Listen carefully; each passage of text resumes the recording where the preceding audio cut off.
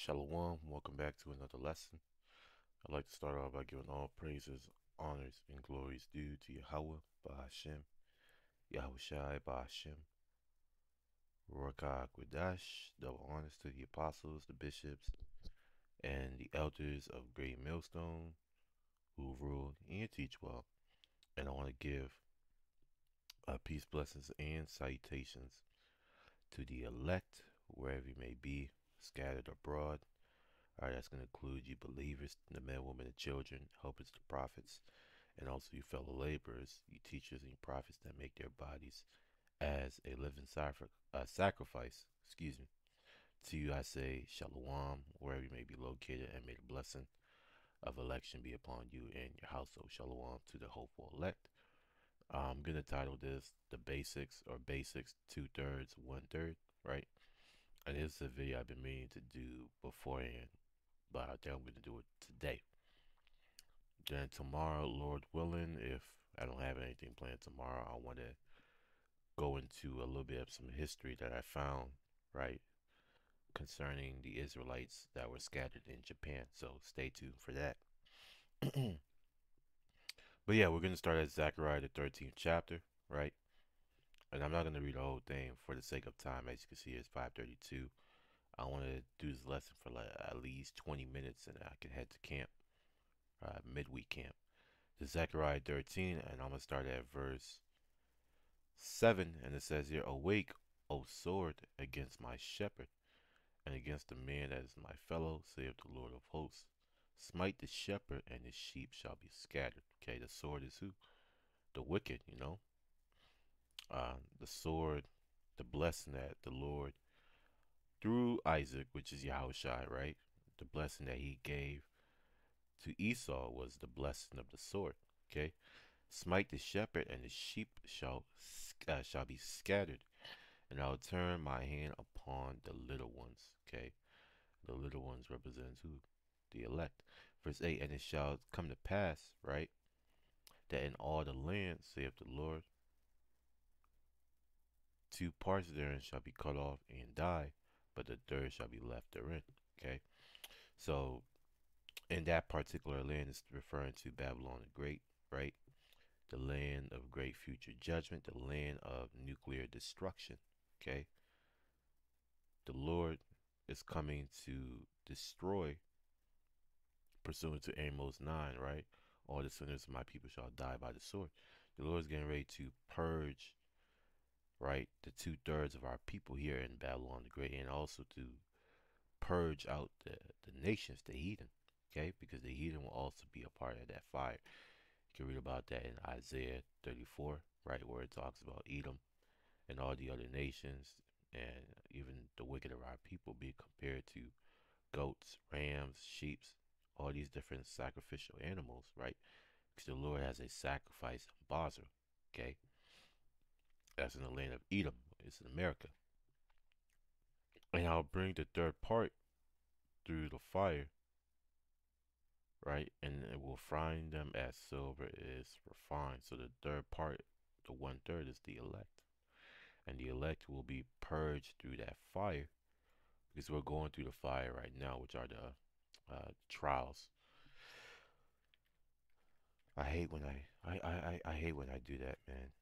Uh, no big deal. I always close out pages accidentally. Okay, let's go to this. I think it's in Corinthians. Yep, First Corinthians 3 verse 13, and it says, "Every man's work shall be made manifest, for the day shall declare it." Okay, because it shall be revealed by fire. Right. So there are 2 types of fire that the Lord has set up. There's the fire, the physical fire, and there's the spiritual fire that refines, right? It purges off your old man and refines your inner man day by day. Okay. And the hopeful elect, the ones that believe upon Yahweh Shemi Shai, right? We are the ones who pretty much um are being tried by that spiritual fire. Okay, we are the ones that are going through that spiritual fire now, so that we won't be touched by the physical fire later on. Okay, let me read up verse 12. It says, "Now, if any man build upon this foundation gold, silver, precious stones, right? These are the superior materials. Wood, hay, stubble. These are the inferior materials. You know, these materials don't last when fire touches it. Okay, they burn up quickly, which is a metaphor for those who are in this truth and they ran out of oil, they ran out of gas, and they burned themselves out. They didn't make it unto the end. Okay, Lord willing, we're not a part of that of that number. Okay. Verse 14, if any man's work abide which he has built thereupon, he shall receive a reward, and that reward is deliverance. Verse 15, if any man's work shall be burned, right, he shall suffer loss, but he himself shall be saved, yet so as by fire. Okay, so regardless, right, um, even if you do suffer loss, even if fruits do leave you, right? Let's say you brought people in and they fell off, right? That's a loss right there, because the fruits that you have did not remain, but you yourself will be saved based on you, abiding, right, in the fear of Yahweh Shai and doing his commandment, doing what he commanded you to do. Okay.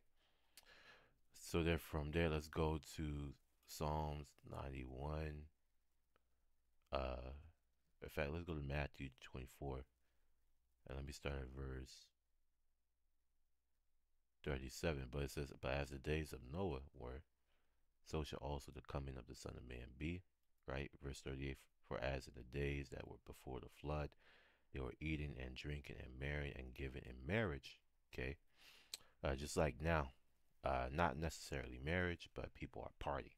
Okay? They have a festive spirit. It wasn't too long ago that the pandemic was here and everybody was in a woeful state unto the day that Noah entered into the ark. And Noah now, he represents the elect, okay, because the elect have bid themselves to the marriage. We are entering into the ark of Yahweh Shai, but very soon we're going to have to physically enter into it before that flood of fire come. Verse 39, and knew not until the flood came and took them all away, right? So shall also the coming of the Son of Man be, right? So just like how it happened back then, these people did not know. They didn't care to listen. They mocked. They scoffed. They said, America shall live forever. That's in Isaiah 47th chapter, I sit up as a queen and I shall not know sorrow, right? Verse 40, then shall two be in the field. The one shall be taken, right?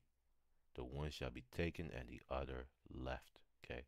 So the ones that is going to be taken is the one who perishes by the sword, the one who dies, the one who gets hit with a missile, but the other one who's left, right? As the scripture says, one third shall be left therein, right?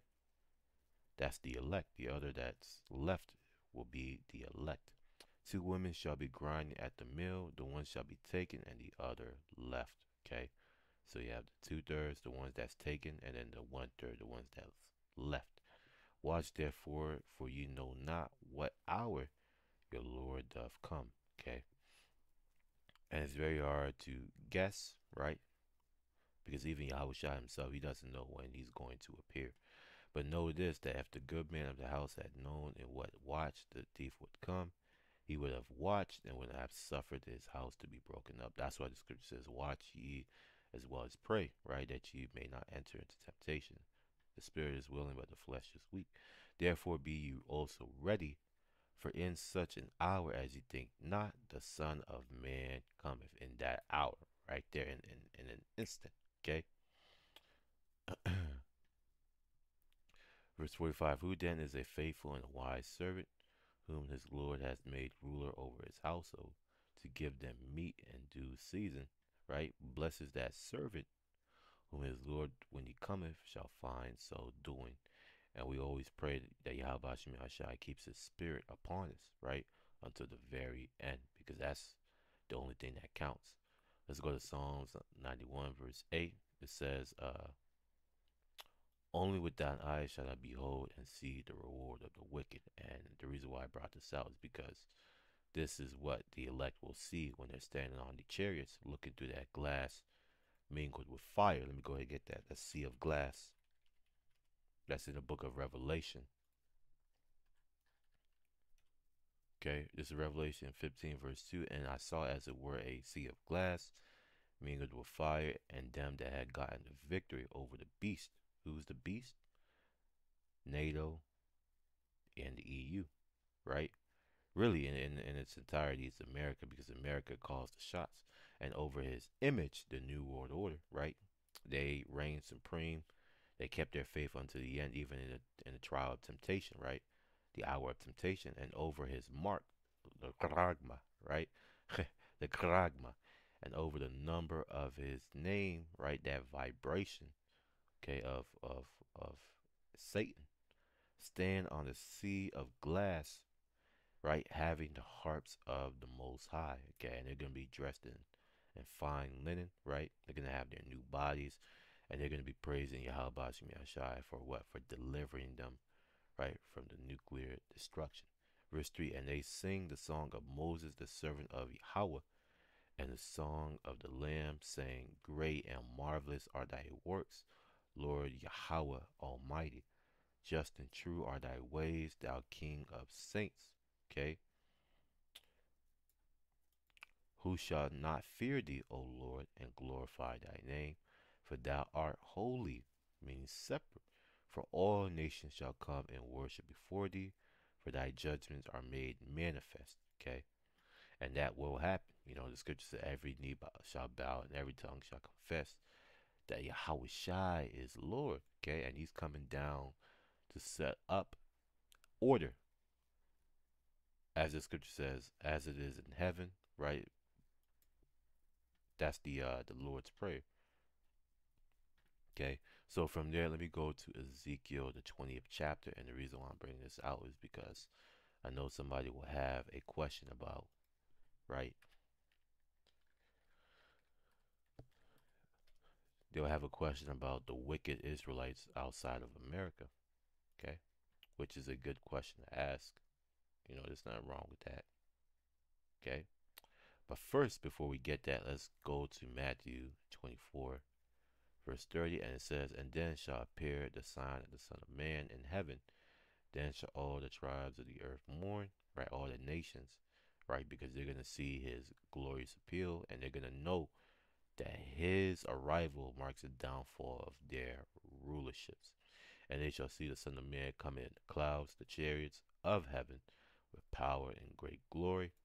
And then he shall send his angels with a great sound of a trumpet. Is there going to be an actual trumpet blaring through the heavens?